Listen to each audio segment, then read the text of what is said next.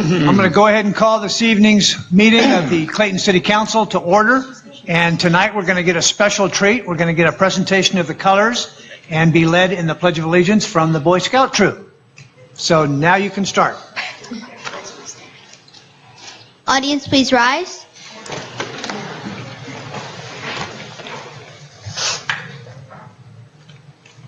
Color guard, get ready to post the colors. Color guard, forward march.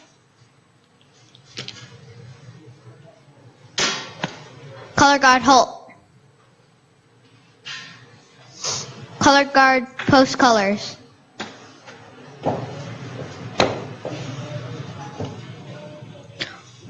Will everyone please join me in the Pledge of Allegiance?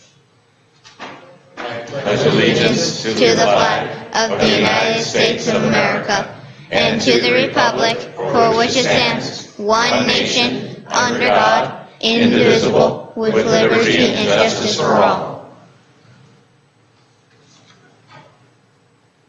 2. Color guard reform. Color guard dismissed. Thank you.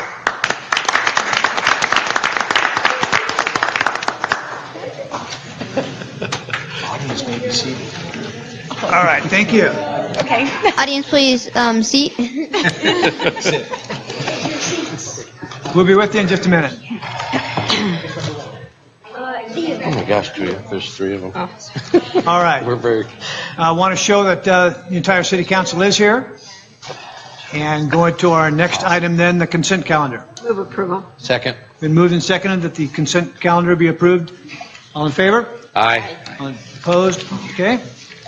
Next item will be recognitions and presentations. I would like to move item D up to the top of the list. It is the presentation from the Mount Diablo Silverado Council. And I'd like to take advantage of all this youth and energy here and let them conduct their presentation first. So, Ariel? Arnell? He's going to do it? Oh, yeah. He knows. Okay. Mayor Hayden and members of the City Council, city staff, ladies and gentlemen. My name is Theo Small. I'm a Weeblo, and I'm a Cub Scout, and I'm in Pack 262. Well, BSA, aka Boy Scouts of America, was founded in 1910.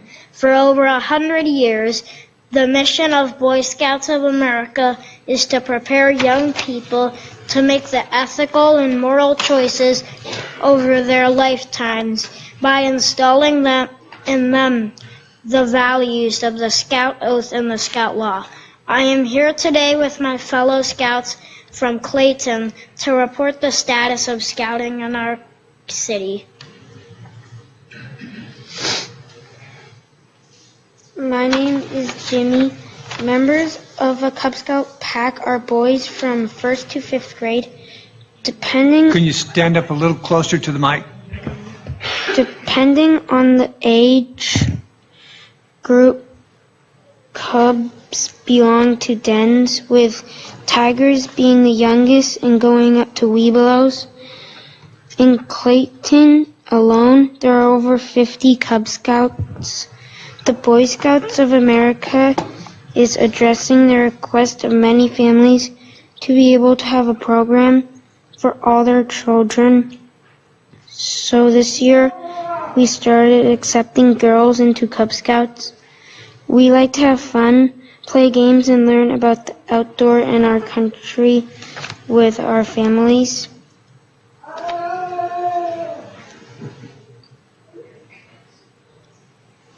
My name is Mason.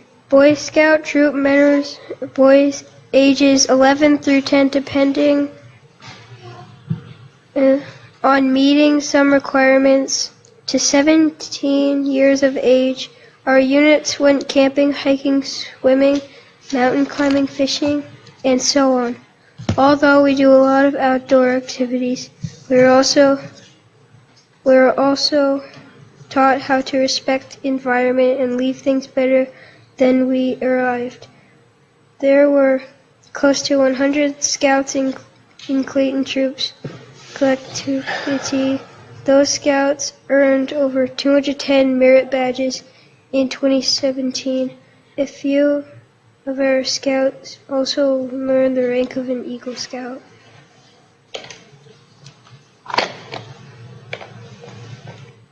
My name is Jamie Laverick. What is this? What is this?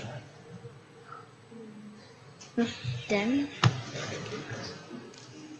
Cub Scout 262? I'm not sure. Oh my, what? You know how to use an iPad more than I do.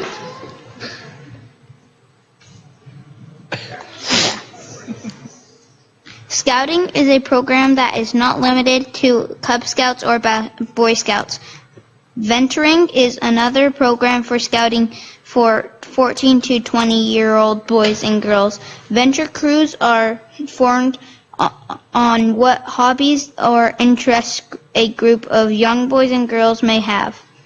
Crews of constant of all boys and all girls or co-ed. This year we celebrate 20 years of venturing. Another program is Exploring. Exploring is a career education program for youth depending on career fields. The ages exploring youth are from 15 to 20 years old. In addition to the traditional law enforcement and fire protection career fields, Exploring has 10 other career fields that a company or organization can sponsor, like arts and humanities, aviation, businesses, communication, engineering and technology, health, love, art, law, science, skilled trades, and social sciences.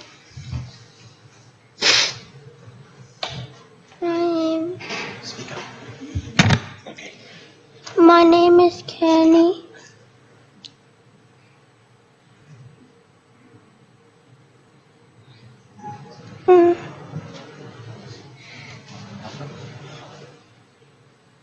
Yep.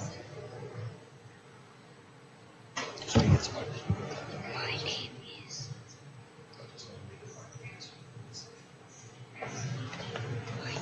My name is. Wait, do I? Just read it. Oh, you read it because you can't read it. My name is. My name is Heath Borst, Cub Scout, and in Pack 262. A big part of the scouting program is duty to others. Since we started making these presentations in 2015, my fellow scouts have contributed 5,594 community service hours to the city of Clayton. That is roughly 1,398 hours every year that someone from scouting picked up trash in our streets, put flags in the cemeteries to honor our veterans, clean up trails, creeks, and parks, walked a parade in celebration of our country's independence, and erected park benches and fences in our parks and schools for our residents to enjoy. In behalf of the Mira District, the Mount Diablo Silverado Council, and the Boy Scouts of America, I would like to present the City of Clayton's City Council with a plaque with the number of service hours contributed by the Scout units.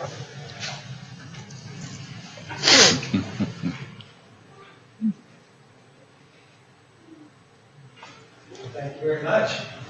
Very impressive.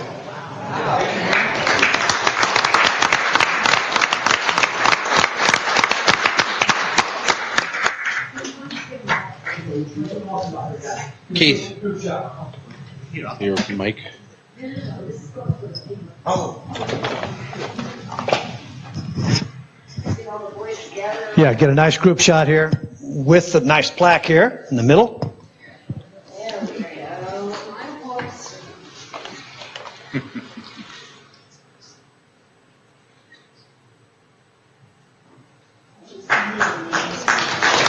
Thank you very much. I'd like to read what's on the plaque. It says, Boy Scouts of America, Muir District, takes pleasure in presenting the certificate to the City of Clayton in celebrating the spirit of volunteerism provided by scouting units to the community.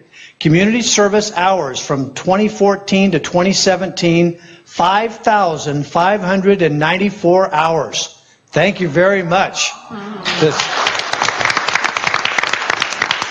So the community of Clayton thanks you very much for all of your efforts, and you're off to a great start. Thank you much. Okay.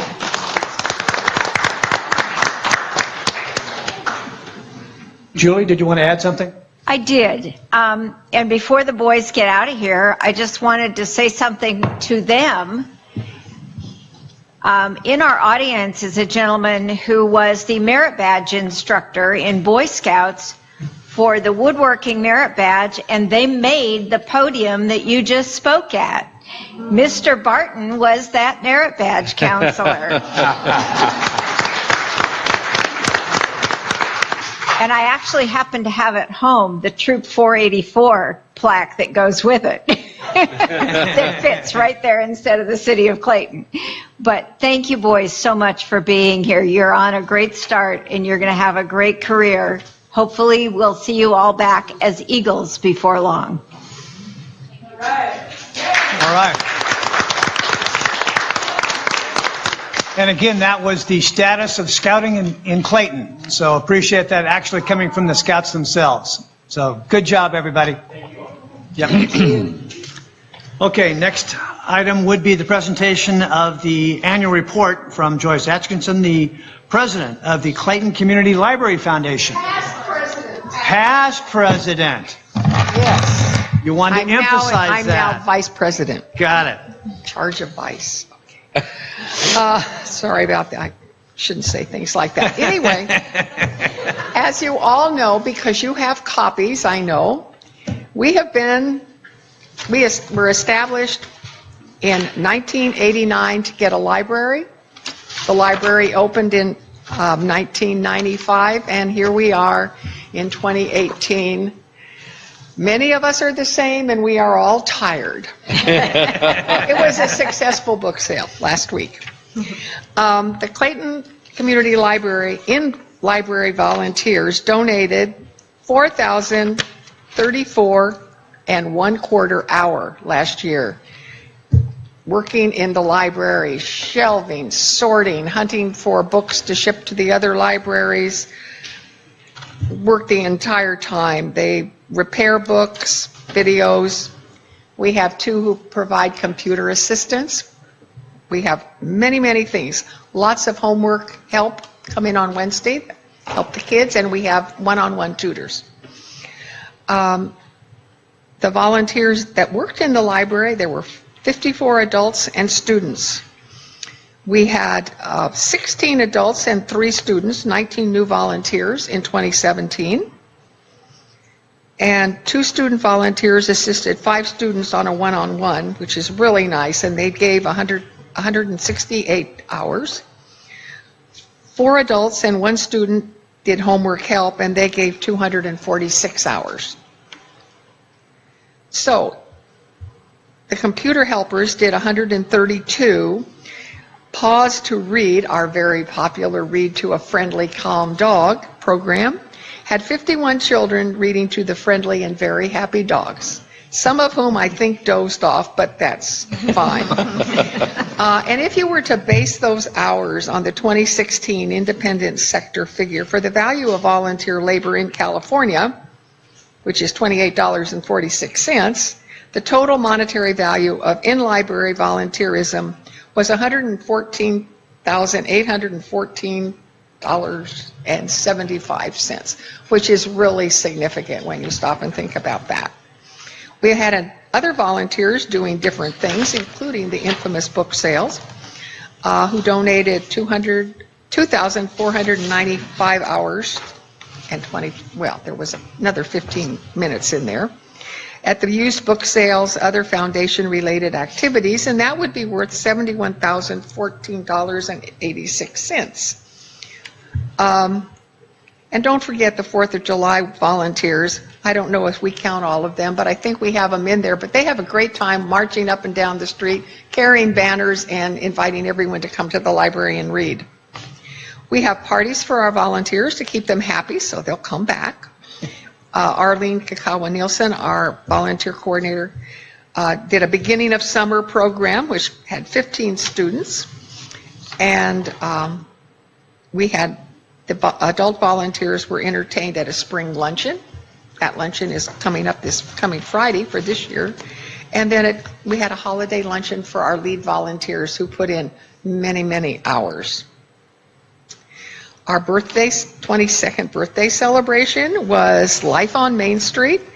3 days of entertainment, art, something to do. Really great. We had outdoors, we had indoors. It was really a nice weekend. We had 225 students come from Mount Diablo and Silverwood elementary schools. They were the 2nd grade. And we gave out 93 library cards, and from experience, we know the rest all had them, so we didn't bother with them. We still have the book club and a knitting club. We were in the 4th of July, and our theme was the summer reading program theme of Build Your Brain. We had 9 students and youth and 5 adults with 310 hours to create our library entry. 12 children, 5 youth, 3 dogs, 22 adults marched in the parade, 441 volunteer hours. Long walk. In 2017, we generated $42,980.99 in income. $5,035 of that comes from books that everyone in the community donates, and they go right into the collection. Karen checks them all to make sure that we don't have 5 copies and that we want it, and in it goes. We also take CDs and DVDs. Do not bring your VHS our way. We can't give them away in the buy a bag and stuff them in anymore. They're at the end.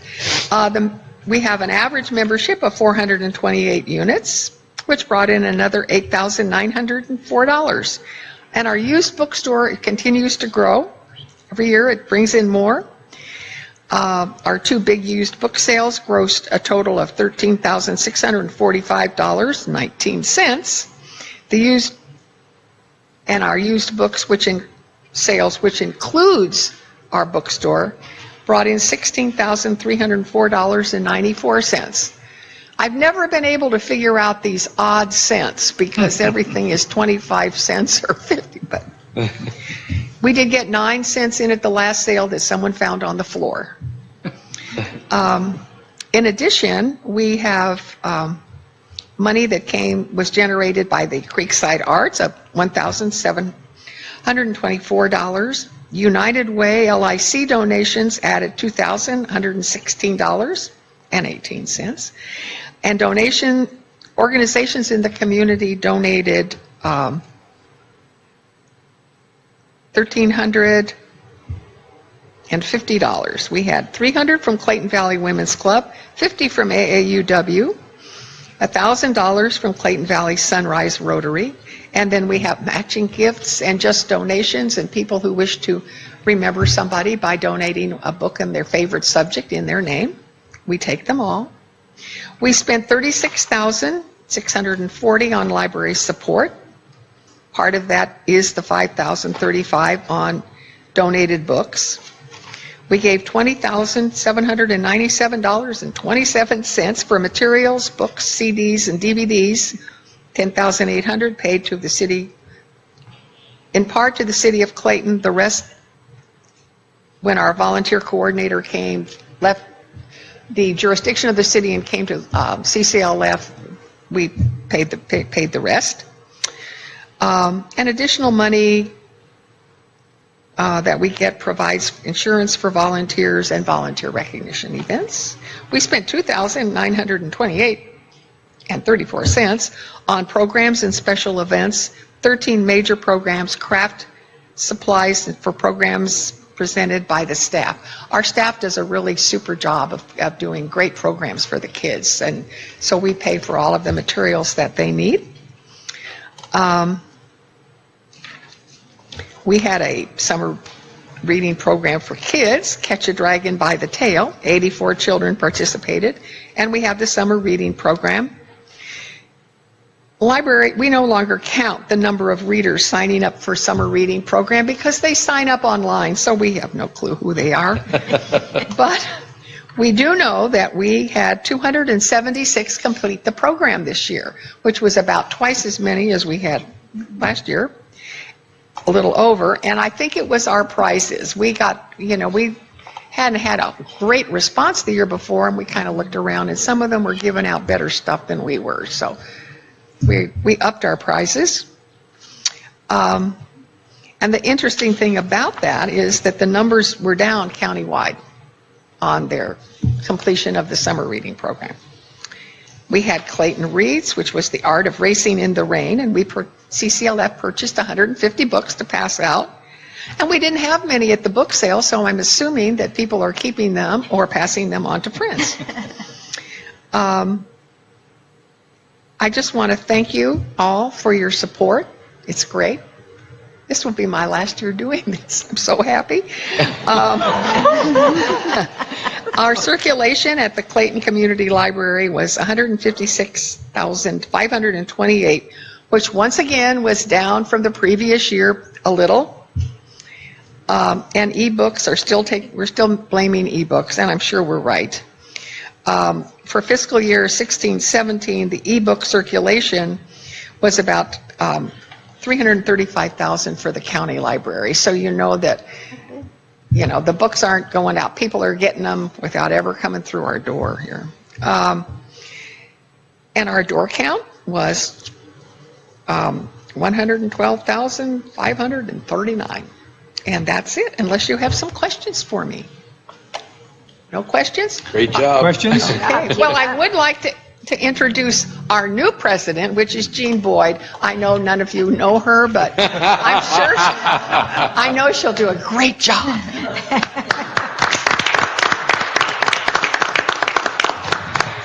Good evening, Mayor Hayden and City Council members and staff. The book sale took in $6,436.09. I know I picked up 4 of those 9 cents from the floor. And we almost beat the rain, but not quite. We managed to get most of the stuff indoors before it started to rain.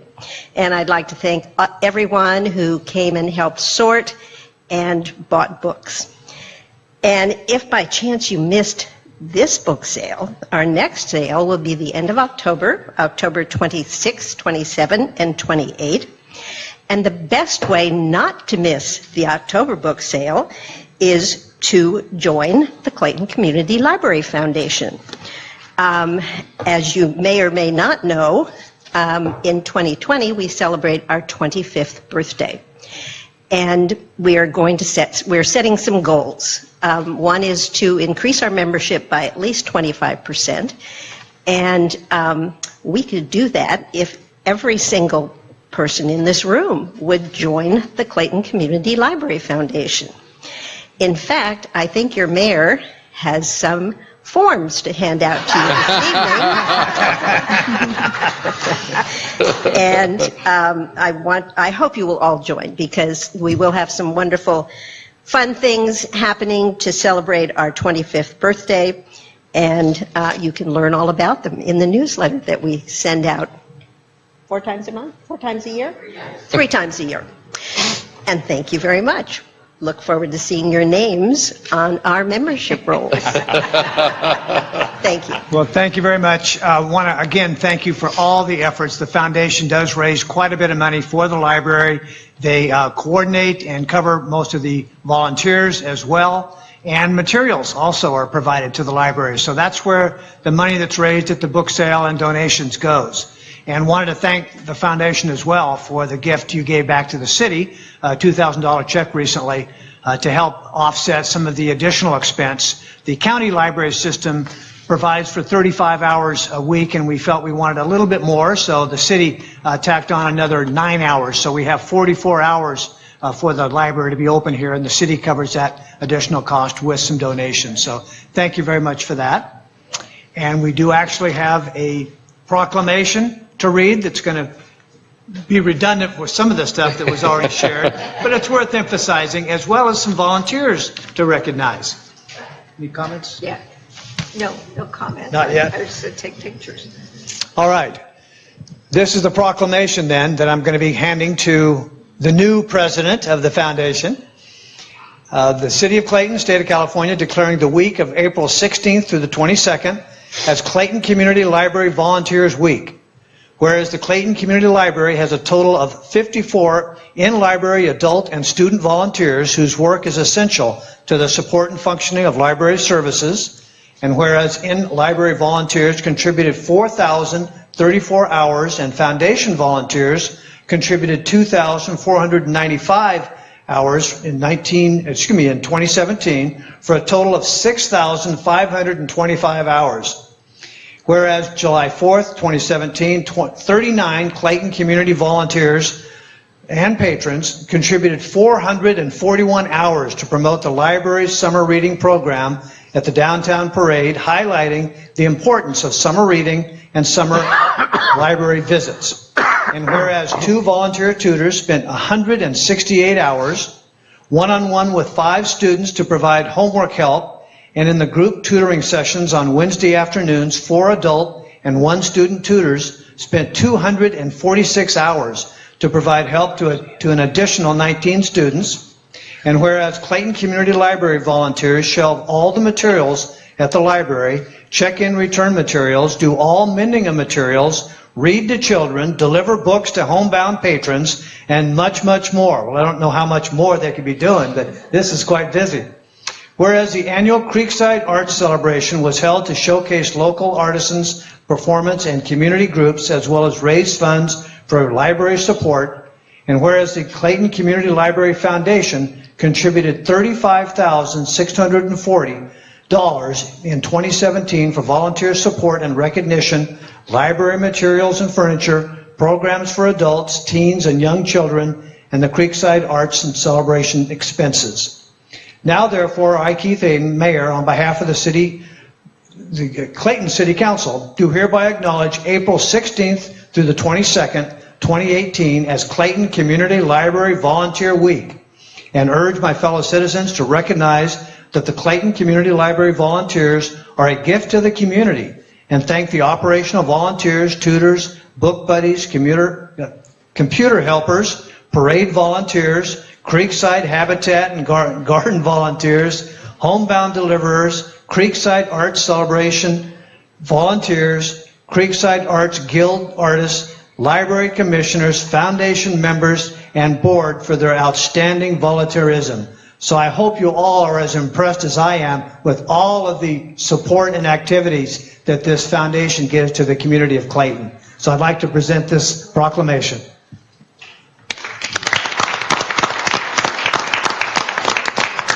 Jeannie, want to say anything in addition? I am just very appreciative that this community supports our library to such a great extent, and hope that you will always do that. Good. We'll get one picture here. Good. Thank you. Thank you. Now we'll take that with you then. That's for you. And we have 3 volunteers that are going to be recognized this evening as well. Do you want to hand that out, or you want? Want to help that then? Joan Chesterman. Joan started working in October 1996. She's worked a total of 95, excuse me, even earlier. She has a total of 2,072 hours. She's lead volunteer for Wednesday afternoon, supporting and supervising volunteers on her shift. She retrieves router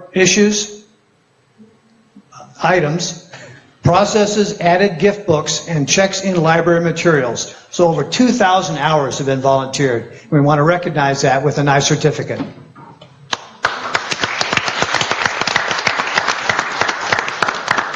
Well, I think we'll get a group shot because we have some more recognition. Yes. Ray Dodd? Come on up, Ray. So this indicates that you started working in February 1996 and worked a total of 1,839 hours. And you're a computer docent on Wednesday afternoon. You give one-on-one computer instruction in navigating the internet, setting up email accounts, conducting searches on the library catalog, and exploring Microsoft Office programs. So I'm sure that's very helpful for all the people that need some refresher and information. Want to add something? I'd like to also say that Ray has stepped in and helped with the router, finding those books that we have trouble finding, and when we need the extra help, he's always there. Ray, thank you. All right. Next up is Elaine Grab. She's not here. Well, let me read what she's accomplished then. She started working in Clayton December 1996. Prior to that, she was a volunteer at the Pleasant Hill Library. So luckily, we got the gift of her volunteer hours when she came to Clayton. She's worked a total of 3,368 hours. She's also a computer docent on this one on Tuesday afternoon at Clayton. She performs the same duties as Ray.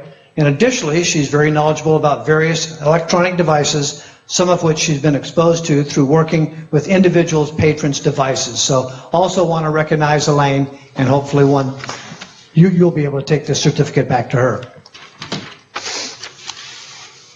Give that to you. And then all of you take a nice group shot here. Hold your certificates so they can see them, recognizing all of your volunteer hours. So we appreciate it. Thank you.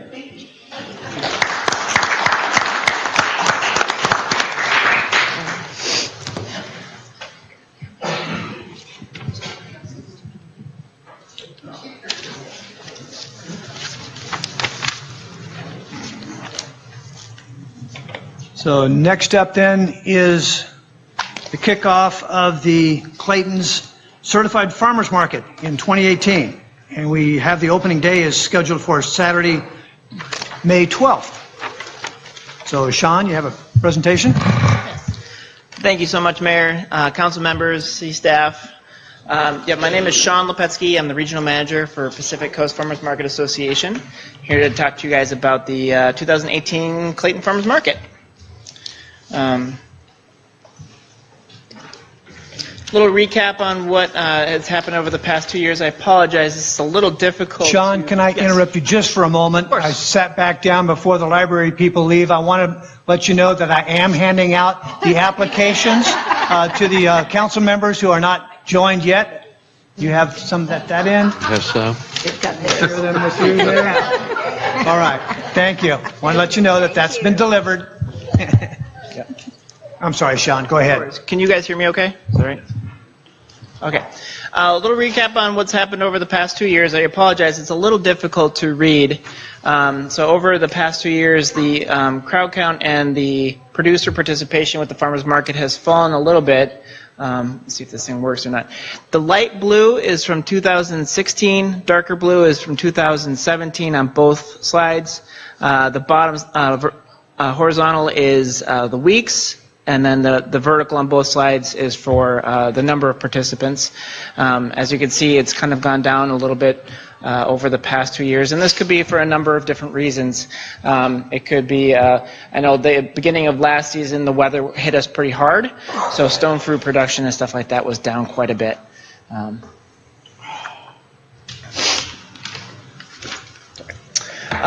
So with that information taken in mind and working with the city and the community of Clayton and also with our farmers, one thing that we noticed is that the farmers that did attend the farmers markets did very well.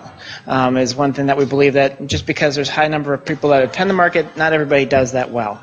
Clayton was a very good example of that. We had a couple producers out there, I don't know if you guys remember, Hanson Family Farm. They do pork and lamb, and now they're doing beef out here in Clayton, and it's one of their best markets. They've attended Brentwood, they've attended Concord, our biggest market in Pleasanton, and College of San Mateo on Saturdays, and it's by far their best market. I attribute that to the strong dedication of the folks of Clayton, that they very, very much support their local producers for sure. So with that said, with listening to the producers and listening to the community that attends the farmers market, we decided to go with a different route. Instead of having a staff member from Pacific Coast manage the farmers market, what we were trying to do is what we call a farmer-run farmers market. And what that means is it's a farmer staff member that is contracted with Pacific Coast Farmers Market to oversee the operations of the farmers market. And our experience with this with our Kaiser farmers markets is very successful, actually. And what that means is that the staff member from the farm is on site, making sure that all the rules and regulations, everything's safe, all the concerns or comments or questions that customers have at the market are being attended to, and they come out to the market and they attend it. A staff member such as myself or one of my colleagues will go out to the market from time to time to check and just make sure that everything is needed on site.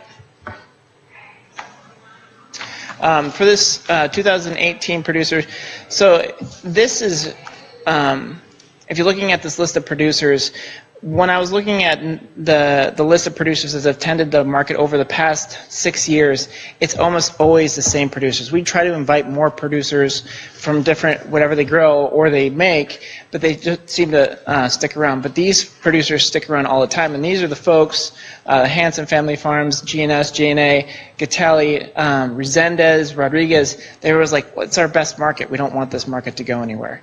So we're like, okay, well, let's look at our solutions. So same with Homemade, Rose's Bakery. They come out with the pastries and the pies. Upper Crust Bakery, again, they were like, no, this is a great market. We really want to keep going to this market. The community very much supported us. So with that said, we're still going to encourage more producers to attend the market, but these folks were very adamant about the market being open still. With that said, like I said, we're going to continue to offer more opportunities for farmers and prepackaged folks to attend the market as much as they can, just to keep that local feeling from Brentwood. Clayton, there's a number of, there's a new coffee folks that are interested in coming out to the market. There's a pastry person that's coming from Concord that's interested in coming out to the market as well. One thing that we tried last year pretty strongly was to be involved with the local events, the Rib Cook-Off and the Soapbox Derby, to have a person from our staff to attend those events and hand out flyers and really do inform and educate the folks that attended those events about the farmers market. And it turned out to work out pretty well. A lot of people honestly didn't know about the farmers market, but when we got them, we handed out flyers that had coupons on them. If you return the coupon, you get discounts on produce, and it actually had a pretty good bounce back percentage that came back. So we're gonna push that really hard again this year, contacting the event staff and seeing if we can have a person go out to those events. Marketing plan is going to continue the same as usual with the Clayton Pioneer, Concord Pioneer, East Bay Times, Diablo Gazette, Claycord. One of our biggest successes is when we have emails at the farmers market, the information booth. We have an email sign up where people can write down their email, their contact information, and each month we send them information on the market, what's in season, activities, stuff like that, which turns out pretty well. But if you guys have noticed, social media is huge now. We're really starting to push that more and more. Over the past 2 years, we've had an increase, I believe 25% in the past 2 years of participants that have been involved with Facebook and other social media outlets. And it's huge. We're able to really track that more, which has really been very useful in terms of seeing how many people react to it. And it's been it's another big success story. So. And if you guys have any questions? Well, I just want to thank you very much. We're very excited that you returned. We're hoping that this added visibility, where people can see you there at the intersection of Marsh Creek Road and Clayton Road, will increase attendance. And as people become more and more used to having you down there every Saturday, hopefully you'll see an increased size of the crowd. Yeah, one thing that we noticed is that there were asking the customers that came to the market, they did see us from the freeway, which was a goal of ours.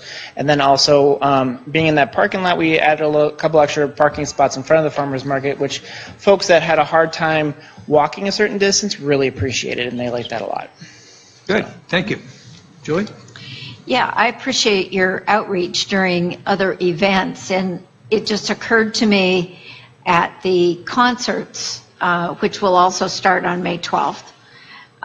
We very frequently hand out coupons and things like that. If you wanted to have a staff member or something come around and hand out a little quarter-page coupon that they could redeem at the next farmer's market, that's a captive audience of somewhere between 2,000 and 3,000 people on a Saturday night. Saturday nights, yeah. And that might be a real good opportunity to get the word out. Yeah, So thank you for the suggestion. I was curious to know. So the first or second page you showed indicated the attending crowd. Yes. I think there were like 2 dips in there. Like, were there specific dates? I was just curious Yes. to know what they were. So what those were for the rib cook-off and for the soapbox derby that we They had to were cancel closed. the Got it. farmers market. Okay, Yeah. that's all it was. Okay. Yep. Good reason for the dip. they weren't there. So one thing that I'm really excited about with, like I said, with the farmer run idea, we have quite a bit of experience doing that at our Kaiser farmers markets, where the markets pretty much just run themselves. Like safety is always important, but we find that the markets are safe and it serves the community that the farmers want to serve to the best of their abilities. And we're excited to see where that can go this season. Well, thank you. Thank you. Yep, thank you. All right. Wish you success in this year as well. Thank you. All right, moving on to reports. We had no planning commission meeting, no TLC. City staff report for today. Gary? No report tonight, Mr. Mayor. No report? All right. Let's go to the city council then. To you. Nothing to report. Dave? Nothing to report. Julie? I do, but I have to get it to come up. Jim, you want to jump in while she brings that I'll up? wait for she's finished there. She's almost there. Okay. Yeah, the page won't turn, so I'll go from memory.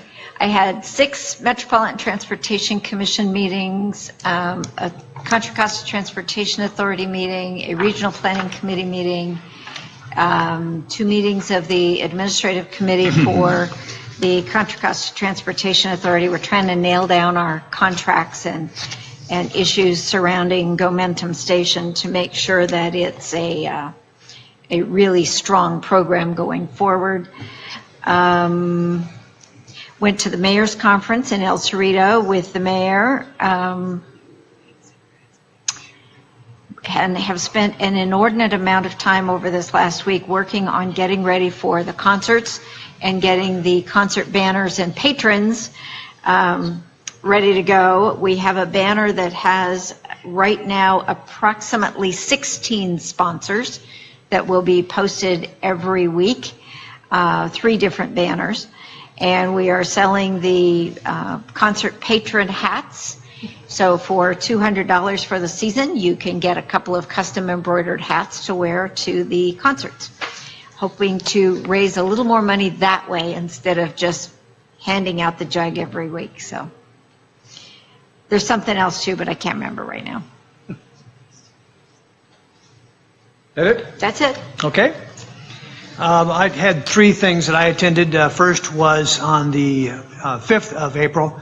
Had the pleasure of going out to Roddy Ranch and working with the East Bay, East Contra Costa County Habitat Conservancy and the East Bay Parks.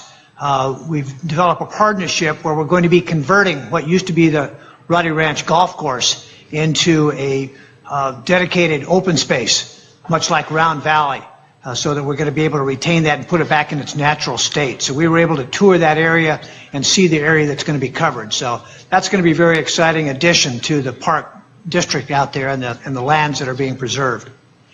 Next, on the 12th, attended the County Connection Administrative and Finance Subcommittee. And as far as the impact on Clayton, they talked about rerouting some of the bus routes to take advantage of changing demographics and time frames and use of the buses to make sure we're getting the best use of our fleet. And as far as impacting Clayton, the primary route is Route 10. They are going to expand the time for the midday route.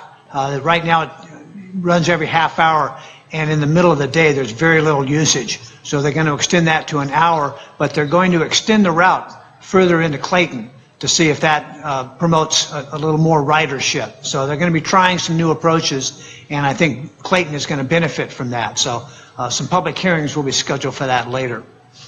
And then last, also worked at the Library Foundation used book sale and saw a number of people coming in, and you heard that it was very successful this year. So again, want to encourage people to keep that money local. That money is spent with the foundation and their contributions to our local library. So that was it for me. I did think so. And I have my report, Mr. Mayor. Oh, I'm sorry. Yeah. 3 things that I worked on. On Tuesday, the 10th of April, I attended a breakfast meeting with a group called the Catholics at Work, and our guest speaker that day was the chaplain of the United States House of Representatives, and he gave us a very insightful presentation on how the House members work or attempt to work together on a number of issues. It was rather informative, but they have their challenges as well. On Saturday the 14th, I attended the Travis Credit Union Free Shred Day, which, although it received limited notoriety and various columns around the local newspapers, but there were a few Facebook editions. It was well attended and very successful, and both Eric and Brad, the people from the credit union, were very pleased with that, and it turned out very well. And it's just amazing on some of those machines. You don't want to get close to it because you will end up getting shredded. Okay, finally, we had our final meeting of the Art and Wine Committee. That's coming up within 2 weeks on the 28th and 29th of April. It's going to be a tremendous event. We have over 100 vendors. We have 7 food vendors, and we have a just slew of volunteers. I want to thank Member Catalano for assisting on the recruitment of people that are volunteering for that. It's going to be a great 2 days, and I hope everybody comes out. Lots of good entertainment, and we'll see you on the 28th. Thanks, Jim. One more item. I unfroze my iPad. Also have a chance last week, it's very instructive for part of what's on tonight's meeting. The regional leadership class of San Ramon was very interesting. They do this every year, and they have a class of about 30 people in their community that go through several months of leadership classes and learning about the planning process and what the rules and regs are and things like that. And I had a chance to go down and speak with them about regional government and what it means and what is regional planning and that sort of thing. And, you know, one of their first questions is, how are you going to solve the housing crisis? It's like we can just, scribble out an answer. And the other thing I wanted to say was remind everybody that we have Clayton Cleans Up this weekend. Be down at City Hall by 9 o'clock, pick up your bag, go out, fill it up with trash or weeds, and come back for a wonderful barbecue. Good. Thanks for mentioning that. Yeah, I was going to mention that as well. Okay, that is it then for council reports. So we move on to public comment for non-agenda items. I don't have any speaker cards. Does anyone wish to address the council on items that are not on this evening's agenda? Seeing no one, then we'll move into public hearings. Item 7A is actually continued public hearing from our last meeting, or 2 meetings ago, to consider the introduction and first reading of a proposed city-initiated ordinance number 481, amending Chapter 8.14, Regulation of Smoking of the Clayton Municipal Code. I have a presentation from Minnie Gentry, our Community Development Director. Thank you. Good evening, Mr. Mayor and Council. This agenda item is revisiting an ordinance in order to amend the smoking regulations. During the March 20th City Council meeting, the City Council expressed concerns regarding the proposed amendments having unintended consequences of severely restricting smoking in the town center. Also discussed were clarifications to the definitions of a bar and a dining area, as well as a multi-unit residence. And as requested by Councilmember Pierce, city staff has prepared a map showing what the prohibited areas as were presented in the ordinance at the March 20th hearing would be where you couldn't be able to smoke, and those are clouded in pink, which would essentially leave private property available for smoking purposes only, as it would preclude even just by default, the kinder care parking lot is prohibited by state law, so you can't smoke there. And then there's a majority of, city-owned properties, this particular piece, these side pieces here. The school district, by state law, you can't smoke there. This would be, the bocce ball courts would be defined as a recreation area and would be prohibited. And then all buildings are particularly classified as places of employment and would be automatically excluded. So the areas that are not clouded in pink are the ones that would be allowable, and which is pretty much private property, parking lots, vacant lots, and single-family homes.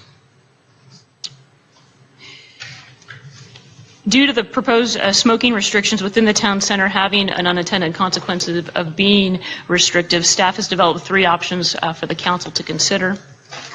The first option would be to adopt the ordinance as it's currently drafted, which includes a variety of changes that were discussed at the meeting on March 20th. Those changes included clarifying a dining area so that it does not include a bar, specifying that a multi-unit residence also includes a townhome, widening the scope of the responsible party allowable to designate a smoking area, the inclusion of specific locations where smoking would be permissible, and adding that a violation of any cannabis uses would only be charged as an infraction in compliance with state law.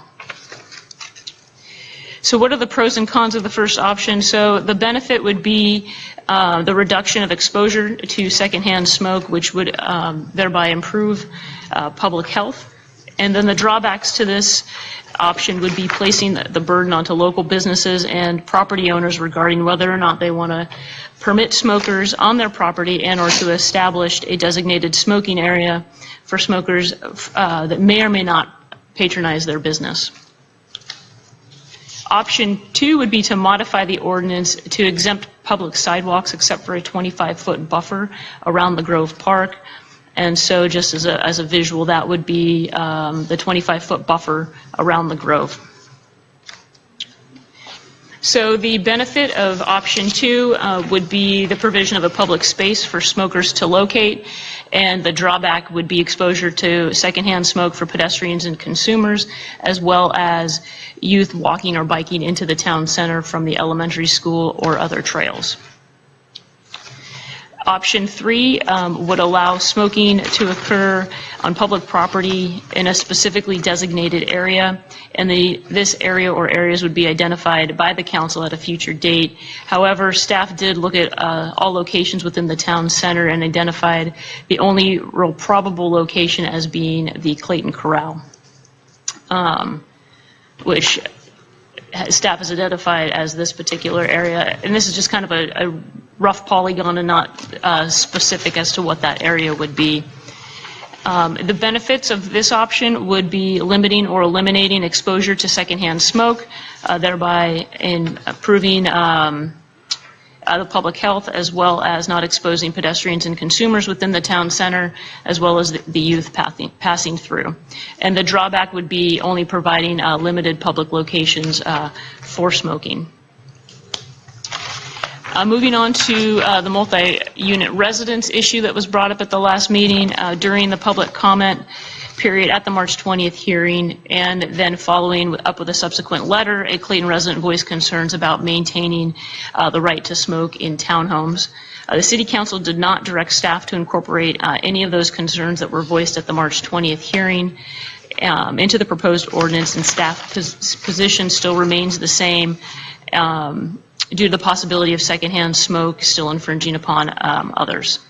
However, staff did provide a clarification in the ordinance to include townhome as a multi-unit residence, and basically also included language that included any units that do provide a common wall. So with that concludes my staff report. I'd be happy to answer any questions that the council may have. Staff questions? Julie?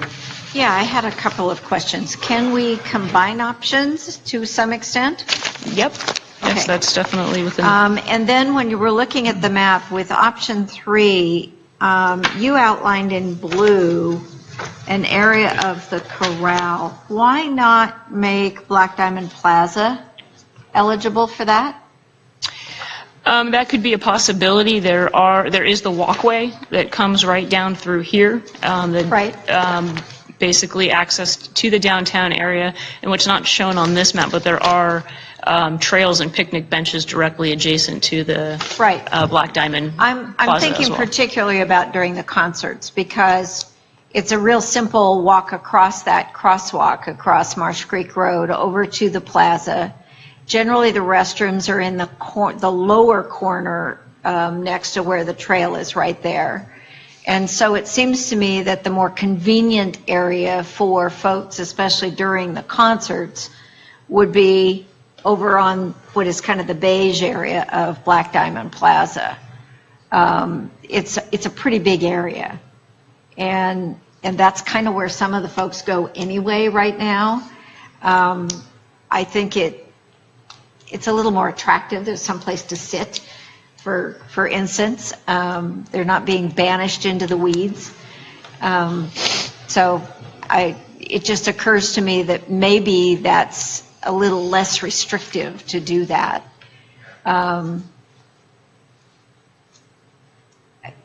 At least during the period of the concerts. I don't know. It's a tough one, because we're going to get a lot of complaints and an awful lot of violations, I think, if we don't make it someplace simple for that kind of an event. Now, I realize that when you have things like the Art and Wine Festival and you have food served over there and that kind of thing, then there's virtually going to be no place in downtown that's available. So, anyway, but I wondered if we could combine option 1 and then the designated area. Maybe your option 3 assumed that. Yes, option 3 does assume that. Option 3 assumed 1 or 2. Option 3 assumed that there would be a designated or designated spots within the downtown. Okay, but option 1 is to take it as it is for all of the other definitions. Right. And precluding it on all the sidewalks and that sort of thing. And my suggestion would be to take option 1 and add option 3 for the purposes of having some area for public events. Just a thought. So don't see any problem with that then, do you? I read it the same way, that the option 3 could be added to 1 and 2 or slightly modified. Right, the assumption was that the ordinance would stay as it's currently drafted, and then there would just be the insertion of the language within the ordinance depending on which option was selected by the council. And you could also limit the time at which these smoking sections would be available, so that it's not available anytime, but maybe just during selected events and so forth. Correct. If the council wanted to select it during the concerts on Saturday, then that would be something that we could build into the resolution that would come at a future date. Okay. Any other questions? I do. Comments, but not questions.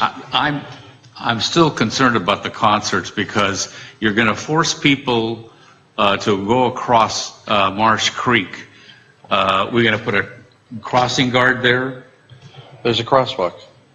What? There's a crosswalk there. I know that, but I'm talking about the traffic that goes back and forth through there, and you're going to increase the amount of people that were just using the facilities over there. Now you're going to have those, I don't know, roughly speaking, that I've seen 6 to 10 people that gather on that little tree area right where the on Main Street, they go and smoke during the concert.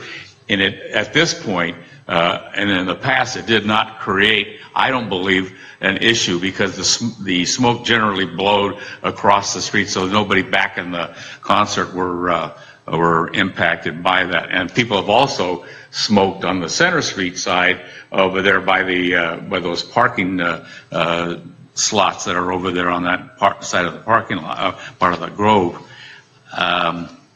There's no way to make or designate an area in and around the Grove Park that can't be for smoking only during the concerts? that would be something for the council to direct staff to do. But currently, as it stands, that's not the recommendation given the 25-foot buffer, because smoke typically travels within a 23 feet, so 25 feet is kind of the threshold to be clear and free of any smoke. Well, again, I can say I don't remember how many years I've participated in the concert in the Grove, but once people moved over there to that area right adjacent to the park on Main Street, that seemed to alleviate any concerns or complaints generated by the people who are sitting in the Grove area during the concert. So, personally, I'd like to see some examination of putting a designated area closer to the Grove Park, simply because I think that's going to potentially be a hazard to having people going back and forth across Marsh Creek Road just to have a cigarette. And that's just my opinion. So any other questions then at this time of staff? With that? Yeah, I'd like to explore putting in a designated area near Main Street or near the park. Okay. To you? So quick clarification, I'm coming back to my dining area. So the unenclosed dining area, so can you just explain to me in plain words, so the unenclosed deck areas of restaurants like Moressi's and Skips, can you or can you not smoke under that proposal? You would not be able to smoke at Moressi's or Skips or Ed's, but you would be able to smoke outside at the Clayton Club. Got it. Okay. So any other questions of staff at this time? All right, then I'm going to reopen the public hearing and receive public comments. I have 2 speaker cards. The first was from William Cullen.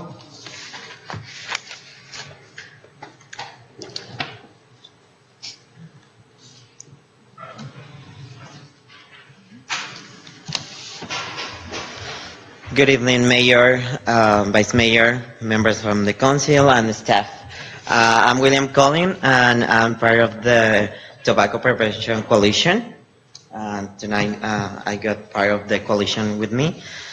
I just want to thank you to consider to pass an ordinance for including the second-hand smoke and also the like all this, it's a really tough decision that you have to make, but just to point out some facts that we have been searching, and we have been doing some research about that, maybe that can help for you. So I would like to point out that second-hand smoke from tobacco has been classified as a toxic air contaminated by the California Air Resources Board. And also, there is no safe label of exposure by tobacco smoke. Even an occasional cigarette or exposure by second-hand smoke is harmful. And also, I would suggest to include into your ordinance the new devices like Juul, or that they are like kind of flash driver, and because they are target our young community. And most of the schools, they have been detected that even the teacher, they cannot identify those devices, so you can easily hide them.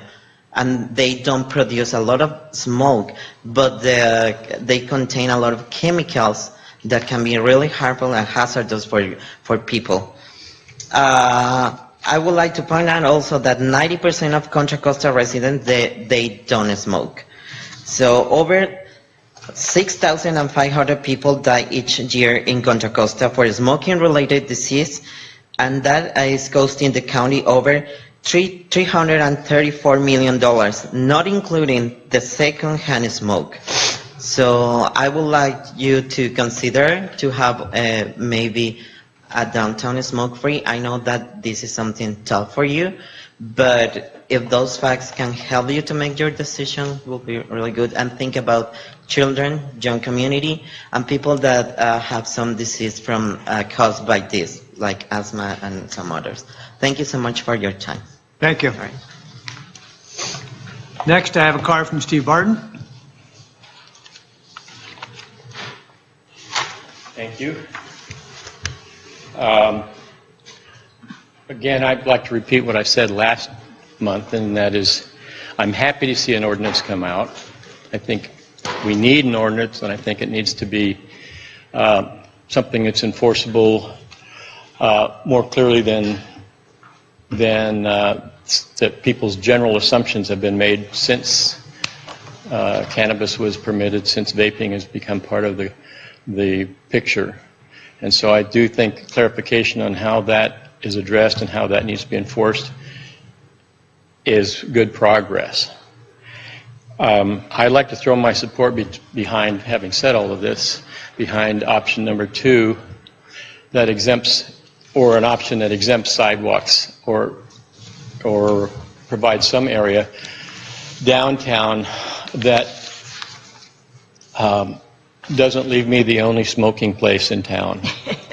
I don't want to be put in a position of running legal smokers out of my parking lot. Because if they can't smoke walking down the sidewalk, they're going to step onto private property and loiter. And I can't permit a lot of loitering in my parking lot. I think everyone knows this. So I support an ordinance that would at least provide greater exemptions than saying if you're going to smoke, you have to go a block and a half down the road. I don't want to be the one who has to enforce that, and it will be left to me until someone complains, and that's not a position I want to be in. Secondly, I'd like to be sure that I understand to what degree I'm responsible for active versus passive enforcement. I can put signs up and I can advise people that they can't smoke there. But if they're smoking there, does the ordinance assume that I will go out and run people off if they're on the sidewalk in front of my building? Does it assume that I have to keep an eye on the back of the parking lot to avoid being one of the people who suffers a fine for an infraction?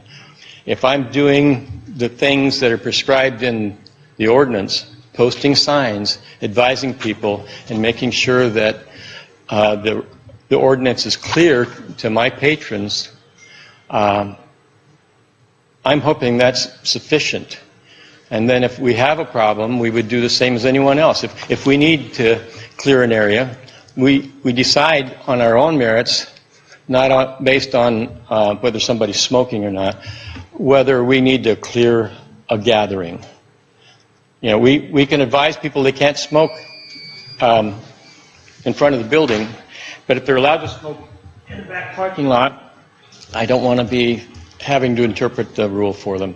I mentioned last time, whatever signage we put up, it needs to be clear what's permitted and what's not permitted, and it doesn't have to be complicated in the way it's presented, but I think most of the medical marijuana and recreational marijuana community feels like any smoking area is good, and I know that they feel that way wandering around the parking lot. You just have to walk by and take a whiff. But this, something that can be enforced is useful to have. I don't want to be the policeman. I want to just be the person who helps them understand what the rule of law is. So, again, my most important point here, though, is I don't want to be the only person downtown that has a smoking area. It's just not fair to the other businesses, and it's going to be a burden on me. Okay, thank you very much. Thank you, Steve. Next up, Dan Petticord.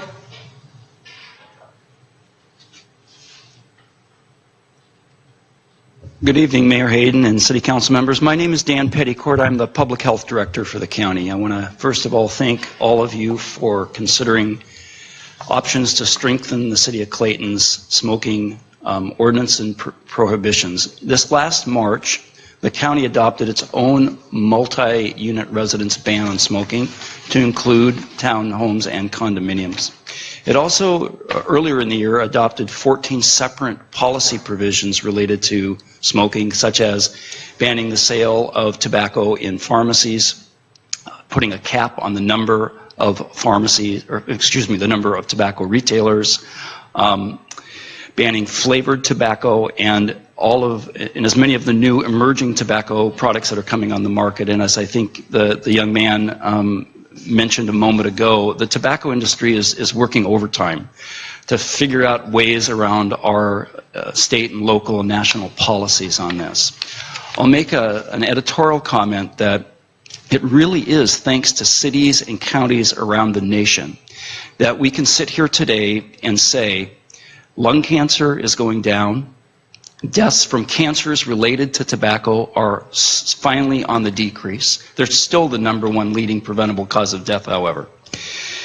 It's not because tobacco is easy to quit. In fact, tobacco is extremely addictive. One of the things that I always get a little bit in knots about is when folks talk about smokers' rights as if smokers actually like smoking. In fact, the statistics show that well north of 70% of smokers actually wish they would have never started. Well north of 90% will tell you, I certainly don't want my children to smoke. So they recognize the harms of smoking, but because of that darn thing called nicotine, it's one of the planet's most addictive products we allow humans to use. And so that's why cities and counties around the United States and around the nation pass policies like this, and I applaud you for doing that tonight. Regardless of your decision, however, whichever of the options you choose, you're making a step in the right direction. I have a letter from I and my staff that I'll leave for you for contemplation. Thank you. Thank you. And I also have a card from Howard Geller.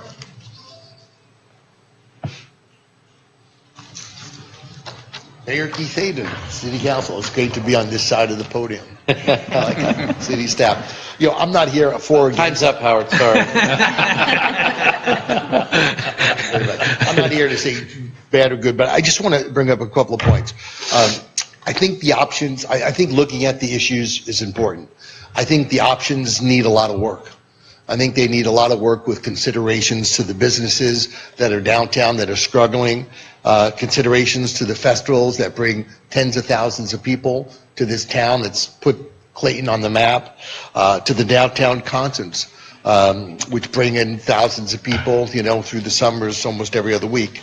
As far as putting the the porta potties at the corral, that's where we have, the smoking area by the corral, that would be right where we have the porta potties. So you're asking the people to smoke right by the porta potties. I don't think that can work. So the other concern I have is, you know, being, you know, at the concerts all the time and acting police officer half the time without a badge or a gun. You know, we're always trying to enforce rules that are unenforceable almost, you know. And I don't know of the history of Clayton, how many lawsuits or complaints we've had, official complaints about people smoking downtown, okay, or even people smoking in their houses. Maybe lots, I've never heard any beyond the city council for 8 years. Okay, but you know, we've got no police action. You know, we create some of these rules and we're gonna have a lot of police action, a lot of cost. So we just need to think it out and just be clear, you know, what we're going to do, that it's not going to cause chaos going in town or forcing businesses to be policemen or, you know, just, we got to use common sense in doing this. I'd hate to see, I don't know what you're going to do, give them jail, give them a fine. I don't know what the fine or the penalty is for smoking, but, you know, we need to consider those things. I hate to see, again, loss of business, and hate to see people get turned off on Clayton, because we've got a lot of people that come to this town just to be here, and some of them might smoke, and they've all been respectful, I think, to this day. Thank you. All right, thank you. Anyone else wish to address the council? Seeing no one, we'll go ahead and close off then the public hearing and bring it up to the council for discussion. Well, I had one clarification based on what Steve had. Saying he would be the only one. Under the first shaded area that Julie asked for, this incorporates the fact that Moressi's can have his smoking area, right? It would be in the parking lot. Right, but that's where it is now anyway. Right. So that's Moressi's over there, then same thing, I don't know where, well, they smoke on the, over at Mudville, they would have to go into the parking lot again? Correct. Okay. And these other, it's basically parking lots where they would direct their patrons. So I'm not sure that Moressi's is going to have people run over to your place to do it. I thought I heard somebody say that Clayton Club was the only one that saw it. No, okay. So basically, because the concern, I think, from the whole council was the fact that we want to make sure that we allow for Moressy's to have those smokers be able to go outside and do that. Mudville, Steve's Place, La Veranda, all of that. That, under this map, that's taking care of it. Each of those restaurants in town are going to be able to designate areas for their patrons, correct? That's correct. Okay. All right, so that clarifies that. And as somebody who's very sensitive to smoke and with lots of kids, I don't like smoking, and I never have, and I don't like to smell it. But I would agree with Jim and Julie and Howard and just, gosh, we're becoming a police state. When I'm walking my kids or my dog or down the sidewalk and somebody's smoking in front of me, I go to the other side of the street or I hold back and stuff. I think maybe we're going too far overboard. So in my mind, I do agree that for those people that are very sensitive to it, and in particular at the concerts, I usually sit on that side where those 6 or 7 smokers go out there. Sometimes I can smell it. Most of the time I can't. And it's really never been a problem. And I would consider myself one of the hypersensitive ones that can smell it pretty good. So my personal preference is let's start with the least intrusive. And if it doesn't work, we can become more intrusive. But I also agree. I don't want to. Our police are already, extended doing more important things than going around enforcing cigarettes. So I think cigarette downtown on the sidewalks. We should allow the sidewalks and see if that becomes a problem. I would go with the least intrusive. Would you include option 3 at the corrals? Or just 2? Just go with 2. Well, I don't also have a problem with going with 3 and with Julie's suggestion of over on the other side. But if we do the sidewalks, then we're going to allow people to stay at the concerts in the Grove there. So I don't think it's a big deal. But I just want the least intrusive. As much as I don't like smoking, and I have a kid that experimented with some of the vape stuff or whatever, and I don't know whether he's still doing it or not, but it ticks me off as a parent. So I definitely don't like it, but let's not become a police state. So to clarify, you're looking at option 2, to allow it on the sidewalks with the exception of the sidewalks around the Grove Park during concerts? That gets problematic. Yeah. Wait a minute, I don't understand. I want to hear. Option 2 is creating a 25-foot buffer all around the park. Correct. No, so I don't necessarily want option 2. Okay. Let's just make it around, that the sidewalks are exempt. That includes around the Grove. Including around the Grove. Yeah. Right. I mean, because again, I hear what you and Howard are saying and Julie is saying about the smokers there. It's not a huge proportion. I do know that the people I know that smoke are unfortunately addicted, and they can't quit. And many of them do like to go down to events, and they like to go to Moressy's, and they like to go to the concerts in the Grove, and to push them further and further away. I think education over time, as the gentleman said, we're getting less and less, hopefully, and I think it's going to take care of itself. So let's not be draconian and let's keep the sidewalks safe haven. Even during the concerts? Yes. The Grove? Okay. Yes. So that's not, you're even modifying option 2? I am. Okay. I'm a rebel. Okay. I want to clarify what's on I'm going to go with option 4A, subset B, section C. Do you? So I'm certainly in favor of having some regulation, but I am a little bit concerned about, I do think that we need to have some option to reserve some realistic way for those who do smoke to go somewhere. But here's my question, I think, to staff a little bit on this too. So whatever happens on Grove Park, I think the initial concern there was also about the tot lot. So if you do allow smoking on the sidewalks, then Is there any other reason why you wouldn't be able to smoke right next to the tot lot? The way that state law currently is written is that public sidewalks adjacent to tot lots or playgrounds are exempt. So smoking could occur directly adjacent to the tot lot on the sidewalk. So I think that's still a little bit of a concern to me. I mean, whether there's a buffer around the entire Grove Park, I think at minimum, there needs to be something around that tot lot. I don't think we want people smoking right next to that. I gotta be honest with you, there's grandparents that take their kids down there, and if grandpa smokes, I wouldn't want grandpa to have to go down the street and trying to watch his kid or his grandkid. There is already a little buffer between the sidewalk and that. We've got the stuff. I think it's minimal. I understand what you're saying, but I think we're over-regulating. If I might, just right now, the city code does not allow smoking in public parks. Right. Okay, just so you have Right. that basis of understanding, okay. Right. Julie? Yeah, we actually did that, I think, way back in 1993 or something Right. like that when we opened the Clayton Community Park, because we were more worried there about fire than we were anything else. But people smoking in the bleachers and stuff like that was a problem.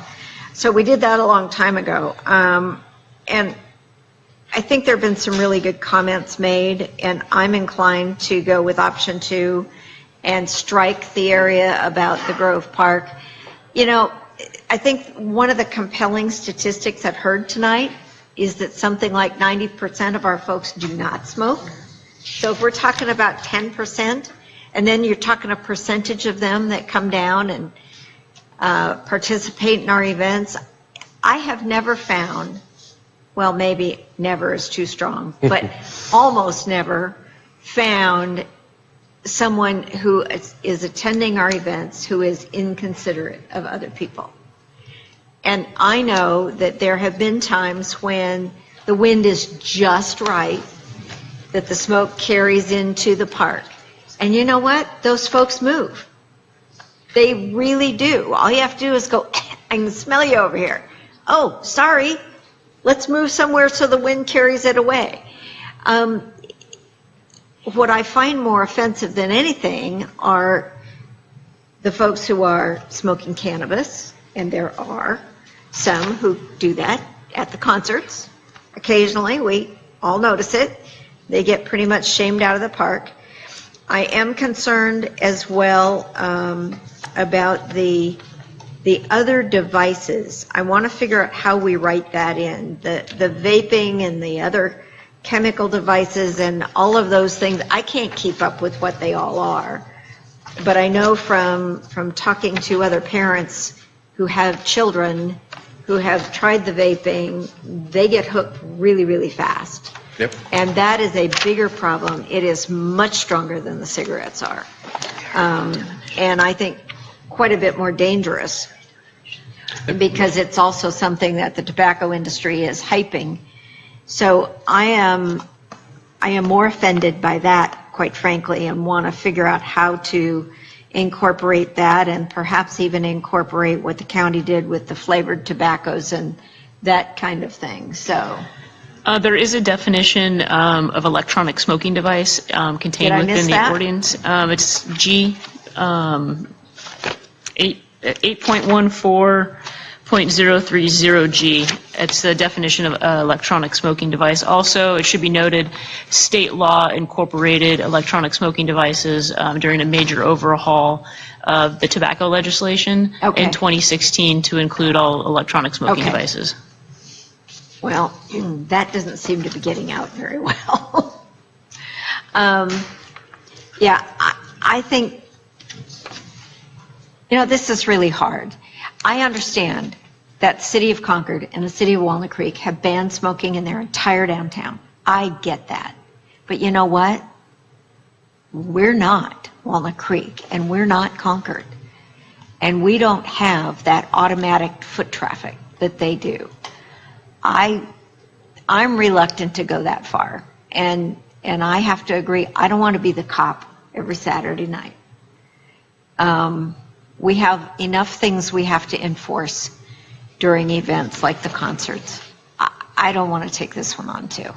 I really don't. And I don't want to keep those few folks who can't kick this nasty habit and tell them we're throwing them out of the concert. I'm not willing to do that. There aren't that many. They're very considerate. I'm not willing to kick them out. So option 2, and leave the smoking allowed around on the sidewalk around the Grove. People move away. They're good about it. So you wouldn't even want 3? Then we don't even worry about what you talked about before? Okay, because it wouldn't be necessary. Nope.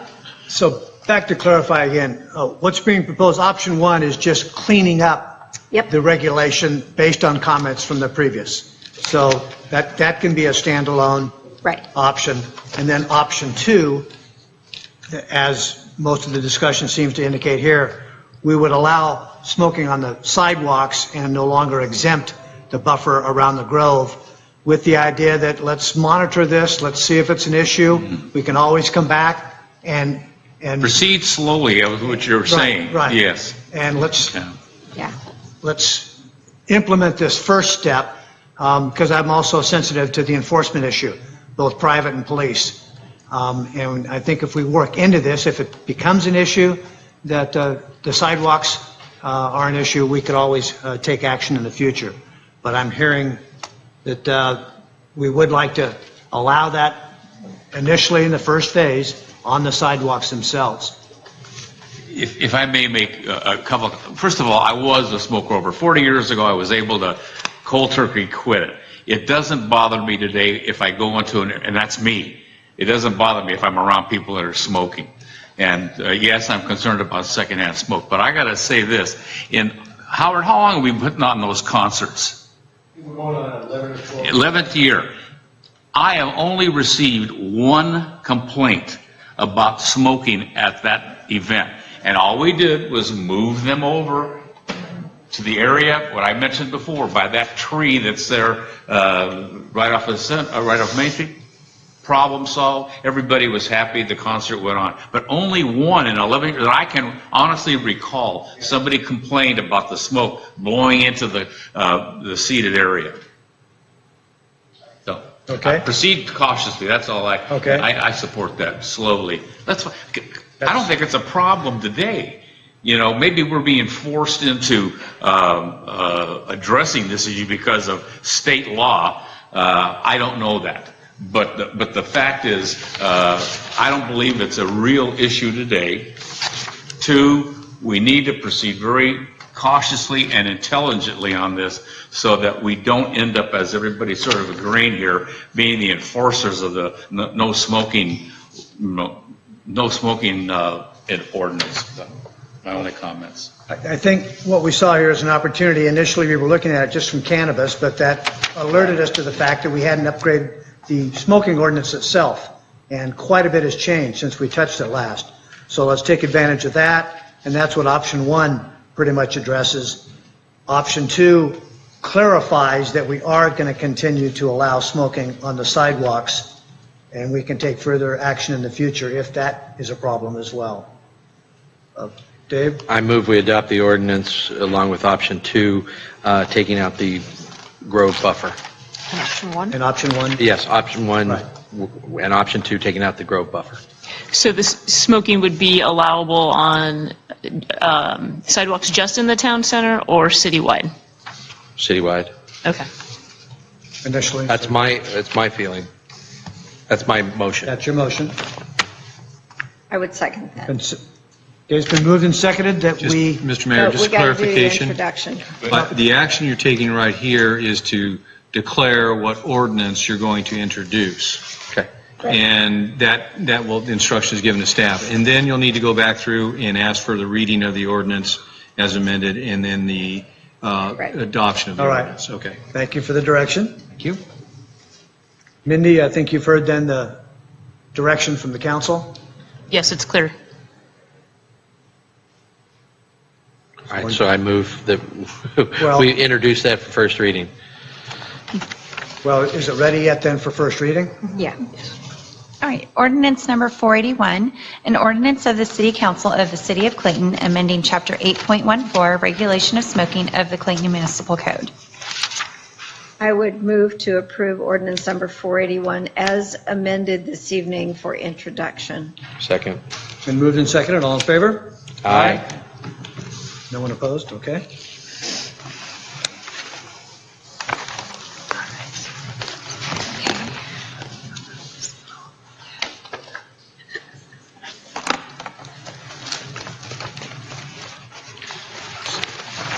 All right. We're moving into the next item on the agenda then. It will be action item 8, policy discussion and direction concerning whether to incorporate rental housing units or projects into the city's existing inclusionary housing law. You're on again, Mindy, Housing Director. Thank you. This item on the agenda is for a policy discussion as well as to provide direction to staff regarding the incorporation of rental housing units into the city's inclusionary housing ordinance as allowed for by AB 1505. In August of 2016, the City Council adopted an inclusionary housing ordinance for home ownership and for sale units only. The adopted threshold was 10% affordable. A 10% affordable unit requirement for projects containing 10 or more units.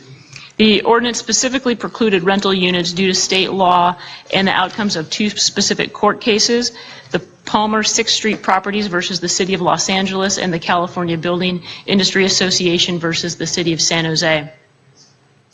The Palmer 6th Street Properties versus the City of Los Angeles determined that cities may no longer require developers to construct affordable housing units.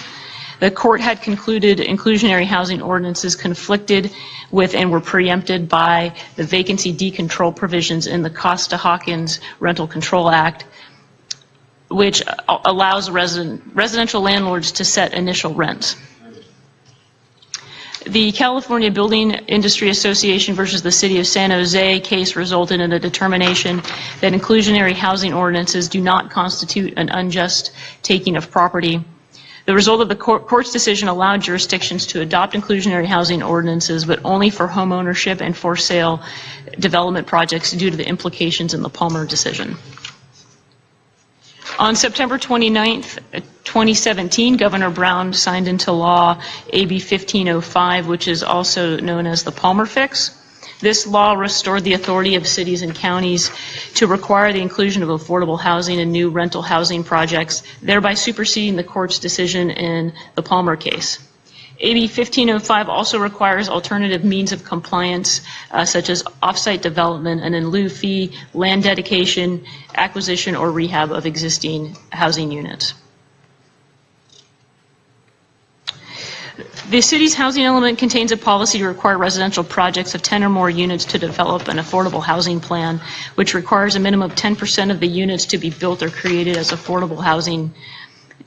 To promote the goal of actively supporting and participating in the provision of housing for all economic segments, the City Council adopted the current inclusionary housing ordinance, which facilitates the fulfillment of one of the city's housing elements implementation measures. In light of the city's previously adopted inclusionary housing ordinance in compliance with the housing element, the passage of AB 1505 by the state legislature raises a policy question for the City Council to consider. And that question is, does the City Council wish to expand the city's inclusionary housing ordinance to incorporate new rental housing projects as allowed for by AB 1505? And if the council does wish to include rental housing projects in the city's inclusionary housing ordinance, would this apply to all rental housing units as defined by HCD, including assisted living units? The projects that would be directly and immediately impacted, assuming approval of these projects and of the inclusionary housing ordinance, are the Clayton Senior Housing Project and the Grand Oak Assisted Living and Memory Care Project.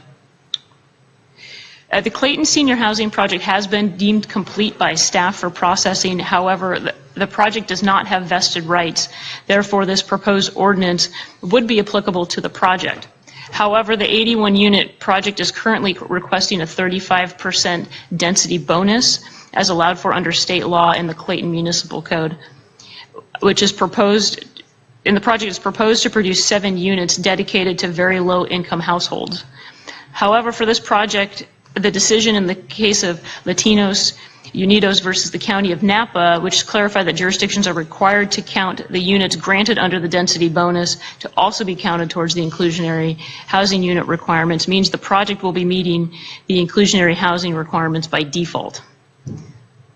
The project is proposing 7 very low-income units, and the requirements under the existing inclusionary housing ordinance would be 5.9 units, therefore would not result in any additional impacts to the project beyond what was already contemplated under the density bonus law. Would you say that again, please? So essentially... Barely hear you over the fan. Sorry. So essentially, the court case from the County of Napa versus... Just the count. Oh, the count. So the project is proposing 7 very low income units as required by the density bonus law.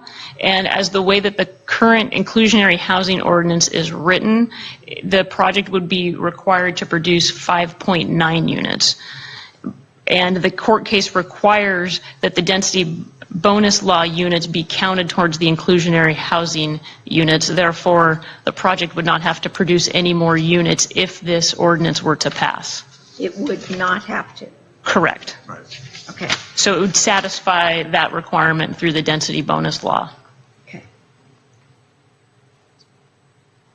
So unless directed differently by the council, the application of the inclusionary housing ordinance to include rental housing would apply to how all housing types as defined and counted by HCD. And HCD defines a housing unit as a house, an apartment, mobile home, a group of homes, or a single room occupied as separate living quarters.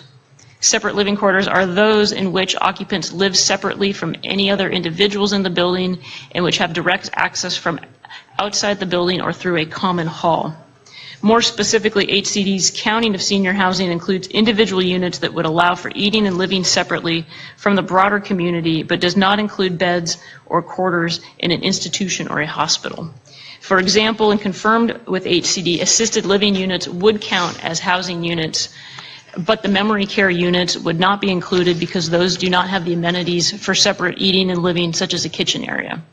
This determination would have an impact on the Grand Oak project, which is the assisted living and memory care project proposed on the city-owned parcel in the town center.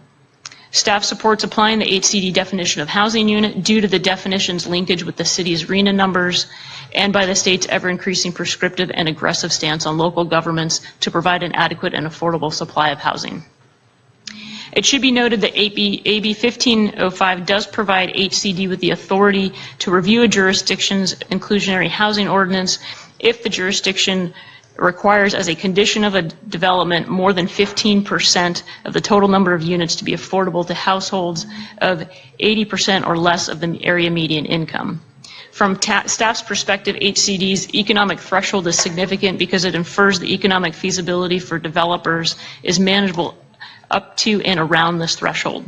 Therefore, local developers have little substance to an assertion or claim of economic hardship meeting the city's current and proposed inclusionary housing requirement, which is the 10% affordable units for any projects that contain 10 or more units. Therefore, staff is recommending the City Council direct staff to initiate the process to modify the city's inclusionary housing ordinance to incorporate rental housing for local application of the same standards as required for homeownership projects and apply to all housing types as defined and counted by the State Department of Housing and Community Development. It also should be noted that the city did receive a letter from the BIA, the Building Industry Association, encouraging the City of Clayton to provide developers with a buy right in lieu fee option, as well as to grandfather residential development projects currently in the city's project pipeline. Staff is recommending the city retain control over the provision of the affordable units to determine if they should be constructed on site or if an alternative such as payment of the in lieu fee would be appropriate. This would minimize the city collecting in lieu fees, thereby removing the burden of constructing affordable housing from the city and placing it onto developers. Also, as stated earlier, projects in the city's pipeline currently that would be affected do not have vested rights, and the ordinance should apply to them as well. With that, I'd be happy to answer any questions that the council may have. Questions at this time? No questions, comments? All right, I believe we do open to public comment. Does anyone in the audience wish to address the council on this issue? Seeing no one, we'll Sounds great. bring it back to the council then for discussion. Did people understand what Mindy was suggesting? So I do feel very strongly about this. We are subject to RENA requirements to produce certain amount of affordable housing. We have in our housing element obligations that we support and participate in affordable housing production. And every time we talk about affordable housing, I really want to remind everybody that there's, we look at the area median incomes, and we really are talking about teacher housing and other public employee housing and other types of housing. So it's not, the perception of affordable housing is not always accurate. So a couple points from me on this. By not doing this, by not utilizing the PAMA fix, I think we're engineering the type of housing that gets built in our city by potentially steering it towards rental housing away from ownership housing. And I don't see any reason why we shouldn't treat rental housing and ownership housing the same. In terms of the state density law bonus projects, those that use it, the lowest percentage you can do affordable housing under the state density bonus program is 11% under the very low program. And since our inclusionary requirement currently is 10%, so by default, as Mindy noted, those projects are not going to be required necessarily to do anything additional. So it doesn't really impact that. It'd be interesting to see what we would do if our inclusion requirements were higher. Let's say our inclusion requirements were 15% or 20%, then we'd be having a whole different discussion, I think. So I'm certainly very much in support of incorporating this. And then I would note also that I think our current ordinance already allows not only on-site but also off-site and in lieu fee. So we do have those options already. This would just expand it to rental housing and not only in addition to ownership. So that's mine. Thank you. Thank you for your analysis. Julie? Yeah, I agree with Chuya. I am supportive of going this far, but not a whole lot further. I get really torn when we talk about higher inclusionary standards, because regardless of what the state decides, it really does cost more to build for a developer, and the margin that is there is slim enough. The cost of the land, the cost of the materials, the labor, everything to build adds up fast. And pretty soon you have the majority of the housing subsidizing the rest of it even more, and that just drives up the median price. It's a really vicious circle, and if we had redevelopment back and had another means, it would be very helpful, but we don't. So I think the one question I had, and this may be a concern, it maybe shouldn't be a concern, but it probably is, I don't want to drive the opportunities that we have completely away. So I want to keep ourselves as open as we can be to working with the developers that are willing to come to Clayton. It's been hard enough to get them here. And so I agree that we have the other options for off-site, for in lieu fees, those kind of things, those are all there. My understanding was that the Grand Oak project didn't intend to have any affordability component in it. So it would be all in lieu fees. That's my understanding. I don't know whether that's the case or not, because we haven't heard that much about it. And I guess we'll find out about it later. But I am concerned with driving folks away from Clayton altogether. And while we need more affordable housing, we need more housing, period, in order to drive the price down. I did have one other thought as we were going through this again. It seems that HCD has finally made the decision that assisted living units actually count. Is that the case? Yeah, I actually personally called and confirmed with HCD Okay. that assisted living units Because do I don't count. think we were able to count the ones that we got up in Diamond Terrace. According to the individual I spoke with on the phone, that if there's a separate eating and living area away from a common area, then they counted. Yeah. I don't think we got to count them as full units at the time, but I think we need to go back and research that. I mean, my memory is not great, but, at the time, they didn't count assisted living units, at least not as a full unit. And that's something we've been fighting at ABAG to get done, so hopefully we're making progress on that. But, it was at least 2 cycles ago that we built those, so it may not be worth anything at this point, but, the fact that all of Diamond Terrace, except for 2 units, is affordable and is mandated that way, I think is a testament to what we've already done. And if we can do better, then we should do better. On the other hand, it's a balancing act to keep things so that we can actually get units of any kind built. And I think that's increasing the supply overall at every level is really, really important. So I'm willing to go forward with this, but not increasing the threshold beyond the 10% that we have right now. Jim? No, nothing else. Well, after that lengthy discussion, thank you, Mindy, for the recommendation and the analysis. I heard the best thing I heard was not only is it going to bring us into compliance and include rentals, but it's not going to have a negative impact on those that we're aware of the proposed developments out there. Well, at least on one. Well, from what we're aware of. For what's been officially submitted, yes. Right. So,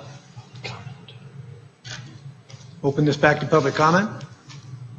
I thought we had. You did. You did. We did, yeah. And they declined. Yeah. We had public comment. There we go. From the audience. That's right, it was good. So I would Keep that in move that mind, we yeah. direct staff to initiate the process to modify the city's inclusionary housing ordinance to incorporate rental housing for local application of the same standards as required for home ownership projects, and apply it to all housing types as defined and counted by the State Department of Housing and Community Development. Second. Been moved and seconded that we direct staff as proposed. All in favor? Aye. Anyone opposed? Okay. You have your direction, Mindy. Thank you. Thank you. All right. Any council items that anyone wants to bring up for future council action or discussion? Then we will move into closed session.